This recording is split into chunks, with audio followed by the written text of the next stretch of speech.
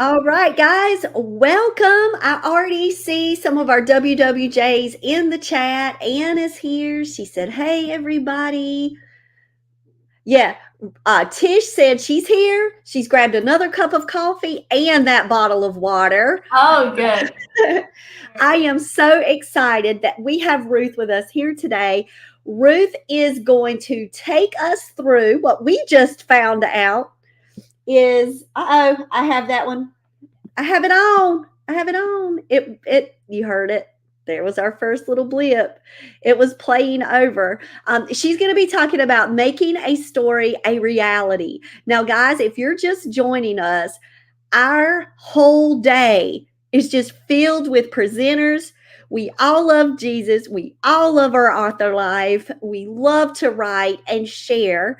And we had no clue what each one of us was doing. So our first session was with Tish Bouvier, and she talked about characters. Absolutely love that session. Ruth, let us give hands. Yes, that was good. For Tish, what kind of nuggets? Man, I loved it so much. So thank you, Tish Bouvier. And now, Ruth, I'm going to turn it over. You've got around 20 minutes to talk, and then we'll have some Q&A. So Nick is here. He said, "Hey, everyone." So you can throw in any questions at any time to Ruth. You do not have to wait till the end, and I will catch her back up. But I'm going to drop myself from the screen and let Ruth take it away. All right. Hi, everyone. So my name is Ruth Seibert, and I have been writing for a few years now. And I've been on an interesting writing journey. My older brother is a published author. He's written, I think, probably close to 7-10 books by now. And I always assumed, normal people can't write books. And then he started writing, and I was like, whoa, wait, we can actually do this. This is pretty cool. So I started trying to do some writing. But I didn't know very much when I started, and I joined WWJs after about a year, and I'm so glad I did. I love Jen and Tish and Ann. I love coming to these conferences. And so I started writing a book, and it was a Christian suspense for YA, and it was going great, I thought, until I reached towards the end of the book. It was to the last few chapters, final climax, and I stopped, and I realized there's not really a good storyline to this. I didn't outline it. It was all just various scenes that my head wanted to put on paper. So I realized I need to kind of regroup, and I've switched recently. I'm focusing now on a historical fiction for elementary grades, and so we're gonna see how that goes. I'm still keeping my other book ideas. I have a lot in my brain, so we'll see. That's a little bit of background on my writing, and today I'm going to be talking about making a story a reality. I'm trying to figure out how this works because Jen, would you mind hopping back on? I'm right here. Thank you. So how do I move? Go ahead, and you want to maybe do it in present mode. Go ahead and try. Okay, I haven't used StreamYard very much, so you should be able to go to your presentation tab, the one that you have. Okay, I see. Thank you. Okay, so you guys can see my. I can see it. Yes. Okay, and good. Awesome. Cursor. I see your cursor moving all around the screen, so you're in the right spot. Okay, I'm out. Good. Thank you. All right, so a little overview of this is your number one priority is to put words on paper. That is our main idea. Is we just want to get the stories out of our head, and that's great. And I wish that would transform our book ideas into a wonderful book full of great characters and awesome action and dialogue, which just keeps the reader. But sometimes it doesn't work that way. And when I'm writing, I'm just writing, okay, like the bare minimum, like kind of the main points I want to write down. So when you go back to edit it, that is when you want to really add all the little details. You want to flesh it out and just give it that little spice and the life that really helps attract the readers. And that's what we're talking about today, is trying to hook your readers and keep them intrigued. And so when you're writing, or when I'm writing, I'm in that story. I'm in there with the characters. But when other people read my manuscript, sometimes it doesn't come across the same way. They can't see everything the same way. So because of that, for myself also, for any writer, we want to incorporate both the five senses and what I like to call powerful words into our stories. And this is where movies, I feel like, can be really engaging to people because they incorporate both visual and sight and incorporate both of those senses, and that is what really catches the reader. So when we're also writing our books, we want to make sure we capture all the senses as well and make it a full experience for our readers. So the first five senses I want to talk about incorporating into our books is hearing or auditory. So there's different levels of noise. So right now, if you're watching this, you're hearing me speak. I might be the main thing you're hearing, but I grew up in a large household, so there's always noise. I always have a sibling probably playing an instrument. I have siblings who come and play Legos, and so they're, rounding those around throughout the day. And then sometimes, my dog is out there barking, or we hear trucks driving by, and there's a whole lot of noise. And you want to incorporate that into your book as well, because that makes it more realistic. And I personally, I love Christian suspense books. Suspense is like an action. Those are my absolute favorites. So if you're in that genre, I think absence and presence of noise, both of those two things can be things you can include that can be kind of interesting. Because so let's say, in instance, you have a book and it is a suspense, and say it's about a husband and wife, and the husband comes home. Usually the wife is like playing music or something's going on, and he comes there and it's dead silent.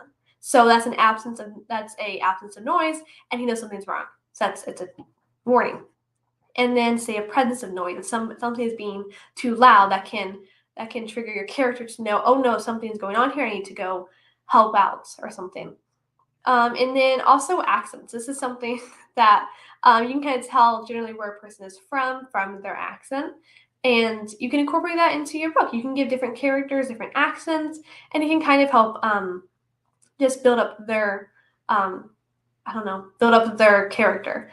And another thing too is tone of voice. That's a big thing because we do not talk in a monologue. We use different tones of voice to tell our emotions, and you want your characters to portray those emotions as well. And by describing their tone of voice, that can be one way you can really help readers connect to their characters.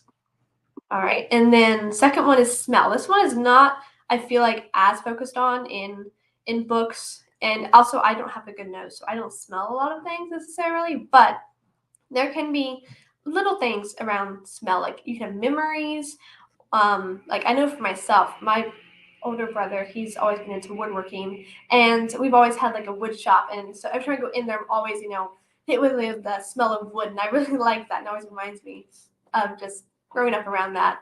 And also associations, like just things associated with certain smells. Like I know going to Target, I loved smelling the popcorn. That was like one of the best things.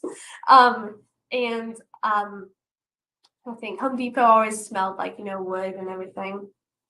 Okay, and then smell preferences. I personally love honeysuckle, and I just love the way it smells. So by giving, like, if you want to give your characters maybe like a smell preference or a smell that triggers a memory for them, that can be a way to kind of give a little backstory or just really help make them more realistic. All right, the third sense is taste, and I love food. I really do. I love it. So, but when you're writing, sometimes you can forget that the characters aren't there just for the action. The characters are, in that story, they are real people. Remember that they've got to eat, but what do they like to eat? And some people I know, when they go to a restaurant, they order the exact same thing every time because they know they like it. Other people want to go and try different things, and they're just they like to experiment. So, but it depends on the character, and sometimes you can tell a little bit about a character from their food preferences sometimes. Like, do they care about food? Do they forget to eat a lot? There's a whole lot of different ways you can incorporate that into your book. and there's associations with food. Like I know some people that I know will not eat certain food because they associate a bad memory with it, like they were sick when they ate it last or something like that. So you can also add a little bit of that to your book. Also, let's see. All right, number 4 is touch. So throughout the day, we touch a lot of things, mostly our phones. Like I know I touch my phone a lot. I touch my laptop. I'm doing schoolwork on there. I forgot to mention I'm a student at Athens State University right now. So I'm a senior. So I do a lot of online classes. So I'm on my laptop a good bit. I feel like at least for myself, I tend to touch a lot. We also give other people high fives. We hug people. We touch food when we eat. We just do a lot of things, and it helps us kind of it can help us like ground ourselves. It can help the character in a book kind of ground themselves, kind of get associated with their surroundings and everything. And the last thing on here is something that I was inspired to just put in here because it's something that I learned years ago in science class. I was homeschooled, so but I learned it, and it was something that I never really forgot. Is when we're born, what our brain sees is actually an image that is flipped from the way it is now. And I was so intrigued by that. I was like, how does our brain flip the image back to where we see it now? And the science book I was reading said that it was by touching things. We touch things, we know where they are in our environment, and that trains our brain to kind of flip the image. So I don't know. Some people are really touchy. Like I have some friends, and they just very like they love to to hug you or use their hands a lot when they're talking, and they're very like touchy people. Other people are like kind of just don't touch me, like just my bubble, like do not get close to me at all. So again, you can tell a lot about a person sometimes from how much they like to touch things and others. So the 5th one is sight or vision. And I feel like this is emphasized a lot in books because when you talk about characters, you're thinking, oh, okay, how tall are they? What color eyes do they have? More like physical characteristics sometimes. And also environments can also be something that you can describe. Like, is the room bright? Is it colorful? Is it darker? Like, what kind of colors does a character like? Like, I like blue. I love blue. It's my favorite colors. I like light blue and dark blue. Um, and another thing too to focus on is facial expressions and body language. For those of us who have sight, it can be pretty easy for us to tell just, how sometimes even the emotions of a person based on how they express themselves and also just what they do with their hands and different things. So there can be a lot of information from from visual / sight for those of us who have sight. A little word of caution here, though. I have been almost not scarred, but I learned something years ago when I was reading a book. I don't remember what the book was, but I do remember that there was one paragraph in the book where the author was trying to describe how a certain, I think it was like a building, how it looked or something. I think it was set on the hillsides. It was a very unique building, and he spent a whole paragraph trying to describe it. But I got really lost because I'm not a visual thinker. And as I was reading through, I was like, okay, this is what it looks like. Now my brain was like, okay, I got a picture. And then next sentence, change the picture. And next sentence, changed it more. And by the end, I was completely lost. And I was stressed and frustrated because I didn't really care that much about how the building looked. I'm like, I care more about the story. But so it can be good to add detail about what things look like. But I would say be careful you don't overload the reader with too much information.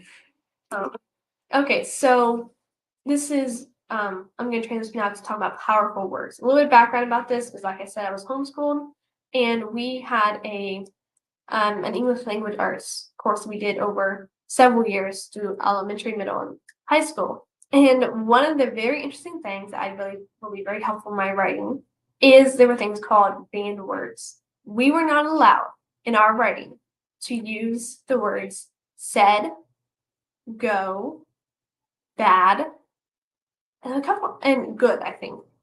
There were a couple other ones too, but because they were such like common words, we were not allowed to use them. And the professor who taught the class, he said, you need to find more powerful words that really describe what's going on here. Instead of saying the word said, you could say the word remarked, muttered, mumbled, snapped, barked. That one can be kind of weird, but I kind of like it. You can say any of those to replace the word said, shouted, yelled, commanded. In that, it really gives much more specifics as to what the emotions are going on behind the words. Because you can have a phrase and you can say it a billion different ways. But if you just say, blah, blah, blah, he said, you don't even know what's going through that person's mind right then. So it can kind of be a good clue as to the emotions of the person. Also, powerful words they can add descriptions. Instead of, having, the bare minimum, you can add good, like, adjectives and things that describe what's going on at that time. Okay, moving on. We have time. So this is the first activity. Talk about the 5 senses right now. I wrote just a few sentences that I think would be probably a good representation of what you could write as, the first draft, as you're getting words on paper. So what I wrote says, he walked through the downtown. The stores were pretty. The street lamps were on. People were nearby. He ate his dessert as he walked. That's fine, but it's kind of lacking. You don't know. It doesn't tell you any clues about, what time of day it is. You don't know, what kind of season it is. So then this one, I have taken basically those same sentences, but I have added a little more and tried to incorporate more of the 5 senses. So I'm going to read the next one.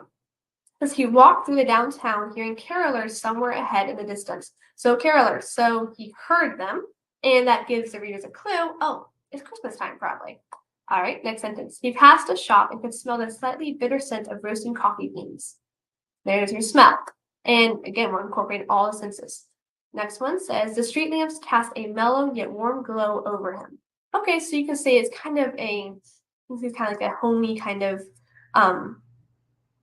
it's kind of more like a homey environment right now. So that's more like the sight, the vision one right there. And then one person sidestepped into his path and bumped against his shoulder. That's something that legitimately happens, and that would be the touch sense. And then it says he bit into his chocolate eclair, savoring the sweet cream filling, rich chocolate icing, and chewy pastry. So that gives you the taste, and it helps you understand what he's eating. And maybe he's thinking for eclairs. I don't know. I just made that up. Okay, and then the next little activity is going to be about powerful words, about the difference between having just, kind of more bland, common words, and then replacing some of those with stronger words. So here's another example that I wrote. It says, he looked at her. You need to calm down. No, she said. He looked away. She sighed. And that would be a good, first draft. But this I think might be a little bit better, because he glared at her. You need to calm down. No, she snapped. He glanced toward the sky. She let out her breath slowly and her shoulders relaxed. You can see a little more of the emotions and the tension going on during that scene. So that is basically what I was inspired to share with you all today. I would say add details, add the 5 senses, make it believable, as in take your experiences. Like, what are some things that you've experienced throughout the day? What are some are you more of a sight person? Do you like to see things, or are you more of an auditory? Do you like to hear a lot of things? Do you like to touch things? Are you a very just touchy person? Like what is the sense that you really what is the sense that you really like? So you can incorporate that into your book and make it a little bit stronger that way. But I would say don't add too many details. Like I was saying about the scene, that it really stressed me out when I had to try to envision this building that had no real impact on the rest of the story. So that is about it. Thank you all for listening. All right, Ruth, thank you so much for that presentation. I was on the chat thinking my mind was like exploding with imagery. Thank you for sharing that with us, because we had some comments in the chat about how you made those first examples to those second examples just come alive, and it just makes us feel like we're there in the moment. So, making stories a reality is definitely the way to do it, and that's by tapping into imagery. Oh, Tish just said, Oh, thank you, Ruth. That was awesome. thank you. All right. So Nick said, I noticed that authors have certain words they write all the time in each of their books, usually a series, like Riley. He said it's almost like their favorite word or a trademark in a book. Yeah. Have you found yourself doing that through edits? Do you have any Mm, particular words that kind of stick with you? okay. I can't think of any right now, but I'm sure they're definitely. Actually, I did notice one a while ago, but I forgot what it was now. But yes, I have caught myself doing that. I'll go back and look. I'm like, oh wait, it's kind of like saying like he said, she said, that kind of thing, but Yes. different word. Yeah. Mm-hmm. So a lot of times when I am going through the acquisitions editing stage, when I'm getting queries and I'm reading first books, I will notice it, Nick. I will notice it, Ruth. I will have people that will constantly add this one word in, and then I'll do a search. Yes. And then Yes. it'll come up like 855 million times. And I'm like, I knew it wasn't just me. Yes. So, a Right. tip for everybody is that if you are leaning towards words like that, just really catch yourself in that editing phase with those Yes. filler lists. And my tip was go out there, check the lists that are already online because filler Yeah. words really can be removed in one of your editorial rounds. So, tell me about your first pages of your book. Do you really focus in on the imagery, or are you just trying to get the words out? Trying to get the words out. I'm like, I don't. I like to just work as fast as I can just to get everything down there. And then I think when I finish, I'm going to go back and try to add more, the 5 sentences and everything. But yeah, because my brain's going at like, really fast and my fingers have to try to catch up. And I don't necessarily, but if I'm kind of slowing down the slower scene, and if the imagery is like really important right there, like if there's a reason, and I can think of that reason right then, excuse me, then I might go ahead and put it in right there. But usually it's more of just the words on the paper. So Allie likes to write. She's here. She said, "Oh, I love this. You totally painted a picture in my mind." Oh, thank you. I'm glad. I And did that's exactly it. Yes, go ahead. Go sorry, ahead. one more thing. I forgot about using words like, said or bad or looked. Something I've used for years is thesaurus.com. You can put in, I love that. Yes, you can put in a word and they'll give you synonyms that are much stronger, more powerful. And I absolutely love thesaurus.com. And my favorite is the Merriam Webster Dictionary. I Oh, yes. absolutely love that online resource. Okay. Um, Back in the day, my mom had this gigantic big, Mm-hmm. huge dictionary, Yeah. and we would lug it around. And now just knowing that I have Merriam-Webster just makes my life happy.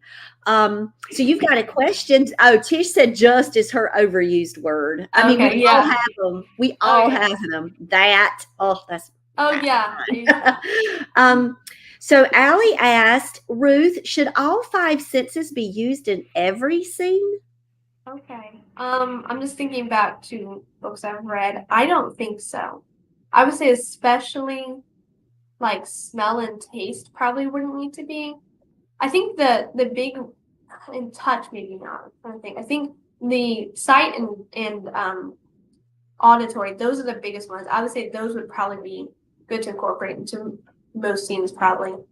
Um so yeah, I don't think every scene. I love Tish's tip. She said, I write like I'm watching a movie. That's good. And I feel like movies can kind of give us a good way to just have a good like picture, like a real picture that we can see. Yes, absolutely love it. All right, guys. So it is 10:25. This is our time when we are about to transition. We are going to have our guest speaker next. Naima Joseph. She is going to be our keynote speaker for today, and she is going to be right here on my channel. I'm going back, just checking, making sure this is me from 10:30 to 11 o'clock. So you stay right here. There's nowhere else to go. You're not jumping. The playlist should automatically start. I'm going to drop the playlist in. Say that one more time. And everybody on the WWJs, you can have that playlist open too. So that way you can help drop it in. And you guys go ahead and like this channel. Follow Ruth online. Ruth, we love you. I know we're going to see you back in the chat. Thank you for sharing your words of wisdom with us today.